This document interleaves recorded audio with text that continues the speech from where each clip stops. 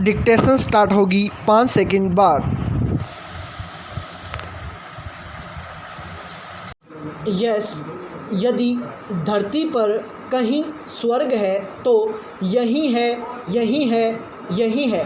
निश्चय ही दुनिया के कोने कोने से हर साल लाखों की संख्या में आने वाले सैलानी कश्मीर के बारे में कही गई इस बात को सत्य साबित करते हैं।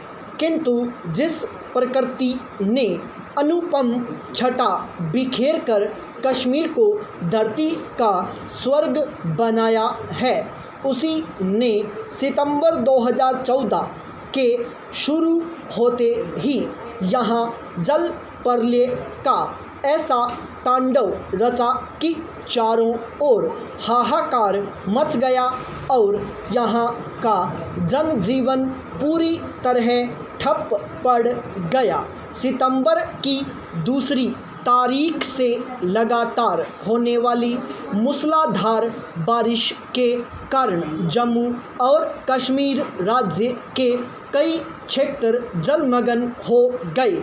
झेलम सहित राज्य की सभी नदियां उफान पर आ गईं। नाले नदियों में बदल गए, कई जगह सड़कें बह गईं। भूस्खलन के कारण श्रीनगर हाईवे बंद करना पड़ा। जम्मू, डोडा, भद्रवाह, किश्तवाड़ और श्रीनगर लेह हाईवे पर भी यातायात अवरुद्ध हो गया। जम्मू में सर्वाधिक तबाही पुंछ, राजौरी और सियासी में हुई। जम्मू के नौशेरा में बादल फटने के पश्चात बारात से लदी एक बस के नदी की तेज धार में बह जाने से करीब 50 लोगों की मौत हो गई। दक्षिण कश्मीर स्थित कुलगाम और अनंतनाग के मट्टन की स्थिति अति दयनीय थी। यहाँ के 30 गांव बाढ़ की चपेट में आ चुके थे। प्रकृति द्वारा बरसाए जा रहे इस कहर से जम्मू और कश्मीर की राजधानी श्रीनगर भी अछूती न थी। बेमीना, लसजन, महजूर नगर, नट्टीपुरा आदि क्षेत्र पूरी तरह बाढ़ के प्रभाव में आ चुके थे। बेमीना की स्थिति सबसे दयनीय थी। बरजुला का अस्पताल पानी में डूब चुका था। श्रीनगर एयरपोर्ट परिसर सहित एयरपोर्ट जाने का रास्ता भी जलमग्न था। बारिश, खराब मौसम और बाढ़ की स्थिति को देखते हुए सारी उड़ानें रद्द कर दी गईं। इस कारण हज यात्री भी वहां से बाहर न निकल सके। अब तक लगातार 3 दिनों की बरसात 70 लोगों की जान ले चुकी थी।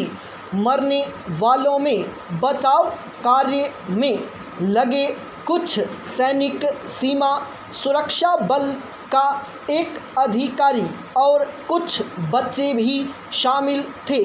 किंतु इतना सब कुछ होने के बाद भी बारिश रुकने का नाम ही नहीं ले रही थी।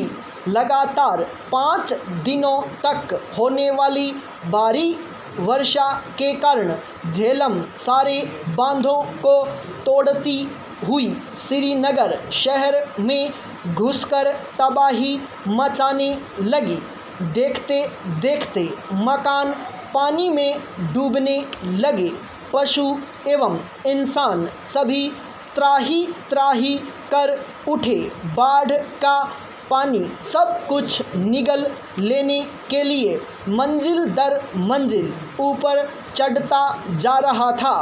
बेबस लोग अपनी आँखों के सामने अपने बच्चों को मौत के मुंह में समाते देख रहे थे। जल प्रलय में इंसान, जानवर, गाड़ी मोटर, सामान सब कुछ डूब उतस रहे थे। भूस्खलन के कारण स्थिति और भी भयानक हो गई थी। प्रकृति के कहर के सामने इंसान बिल्कुल बौना प्रतीत हो रहा था।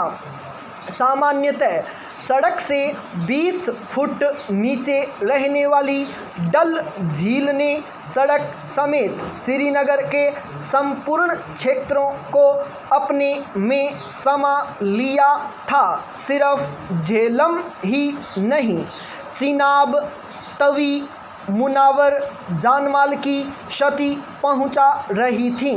बारिश, बाढ़ और जगह जगह हुए भूस्खलनों के कारण समूचा राज्य मरघट सा सूना पड़ गया था। इस तबाही ने धरती के स्वर्ग को नरक में बदल दिया था। स्थानीय लोग बच्चों एवं महिलाओं को सुरक्षित स्थानों पर ले जा रहे थे। पशुओं को नावों पर लादकर बचाने की कोशिश की जा रही थी। उधर बाढ़ और भूस्खलन के कारण जम्मू में तवी नदी पर बने पुल के टूट जाने से वैष्णो देवी यात्रा भी रुकी पड़ी थी।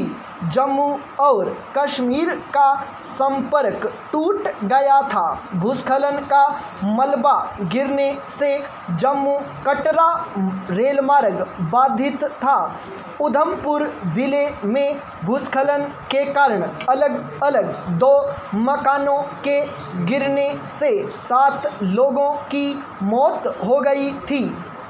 इसी जिले के सदाल गांव के 30 घर कीचड़ के तेज बहाव की चपेट में आकर दब गए थे, जहां मलबे से 40 से अधिक शव निकाले गए।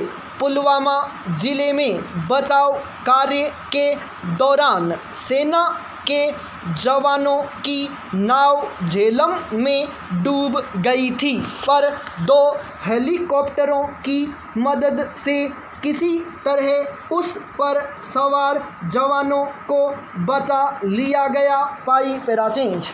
उधर लेह घूमने गए बाढ़ में फंसे NIT के 150 छात्रों को भी श्रीनगर से दिल्ली रवाना कर दिया गया। अपने कुछ साथियों सहित कश्मीर घाटी स्थित एक होटल में ठहरी हुई पाकिस्तान मुस्लिम लीग की सांसद आयशा जावेद भी इस बाढ़ में फंस गई थीं, किंतु बाढ़ में घिरने के 2 दिनों के बाद ही इंडियन आर्मी और एयरफोर्स की मदद से उन सबको श्रीनगर में सुरक्षित स्थान पर पहुंचा दिया गया। इस कारण उन लोगों ने भारतीय सेना की खूब जमकर तारीफ की। जम्मू में सेना की 12 टीमें, 3 मेडिकल टीमें और सिविल टीमों के करीब 3000 लोग राहत कार्य में जुटे थे। राज्य में आई इस भीषण बाढ़ में फंसे लोगों को बचाने हेतु भारत की तीनों सेना सहित NDRF की टीमें जी जान से जुटी थीं। वहीं NGO से संबद्ध लोगों एवं स्थानीय साहसी युवाओं ने भी बाढ़ पीड़ितों की मदद में कोई कसर नहीं छोड़ी। इंडियन आर्मी के लेफ्टिनेंट जनरल सुब्रत साह के शब्दों में घाटी में स्थानीय युवाओं द्वारा किए गए प्रयासों को आर्मी सलाम करती है। यदि ये हमें सही जगह न पहुंचाते तो हम अपने अभियान को कैसे अंजाम दे पाते। इन सब के अलावा गूगल भी बाढ़ प्रभावित 3200 से अधिक लोगों को डेटाबेस अपलोड करके उन्हें मदद पहुंचा रहा था। पर्सन फाइंडर नामक गूगल ऐप आपदा पीड़ित व्यक्तियों की स्थिति जानने एवं उनके परिजनों के लिए पोस्ट करने हेतु खास तौर पर बनाया गया था। बाढ़ पीड़ितों की रक्षा करने के लिए विश्व के सबसे बड़े हेलीकॉप्टर की मदद ली जा रही थी। स्टॉप।